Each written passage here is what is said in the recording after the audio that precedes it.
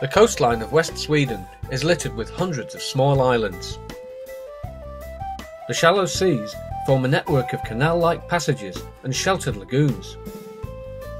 The Bohuslän coast lies around an hour-and-a-half drive from Gothenburg. On the way, we stopped at a World Heritage Site prized for its ancient rock carving. We are now standing in front of the Viking carving. The most common picture that you see on these carvings is the boat. So this would first have been a waterway. This is a very good location if you want to show your images for the people paddling by here on the water.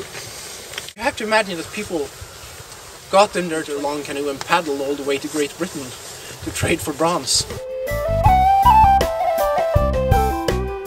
We finally got here and we've been issued with absolutely bags of kit to pack into our kayaks.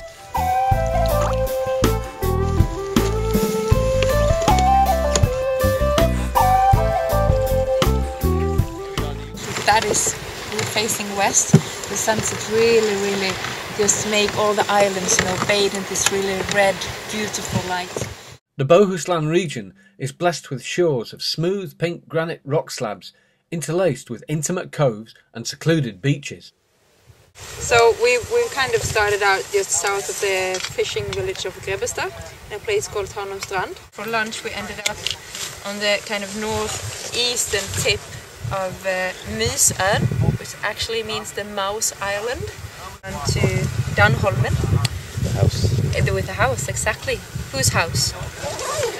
The film star. Ingrid Bergman's house, exactly. And finally we landed on Långskar, according to Josh, the American. Långskar.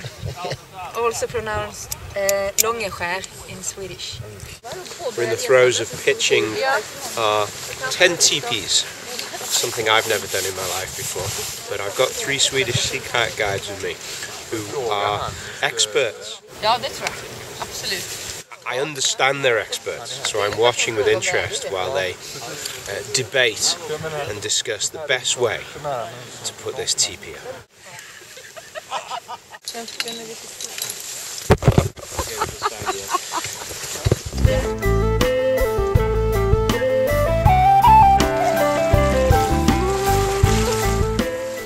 I must say it's a pretty amazing place we're looking at behind us, and the sunset is already shaping up to be pretty amazing too.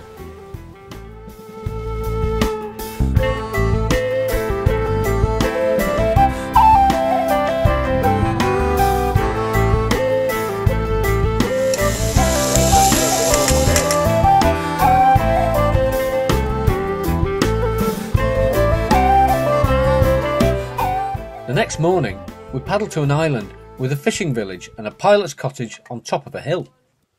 So we've climbed to the top of the hill, and from this pilot's cottage here, we can see our destination for a little bit later in the day is in the distance over there at Fjällbacka. Some of the larger islands have hotels and other facilities for tourists, so we landed to see what we could find. Very wonderful thunderbox.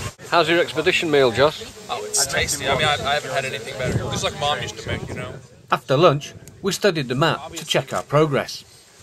This is the beautiful town of Chewbacca. Some of the Swedish place names can be a bit tricky to pronounce.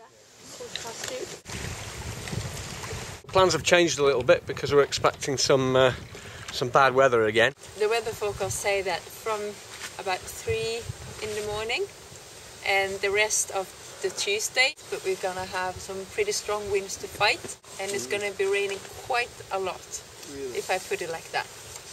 We actually have a plan. That is actually that we slowly work our way back to Tanumstrand already today. So we're heading back to where we began our trip. So it looks like bad weather's coming, so it's definitely the right choice. The next day, we visited a fishing village, where we abandoned our kayaks in favour of a fishing boat. Ready to catch some lobsters. What do you think, Jörg? I think so. Windy from the west, we can't go to the south. And here we have lobster boxes.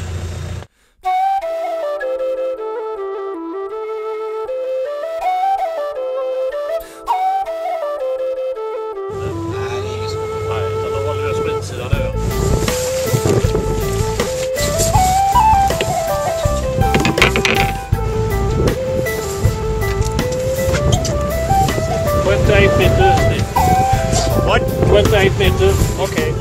The lobster pots have to be hauled up from a great depth.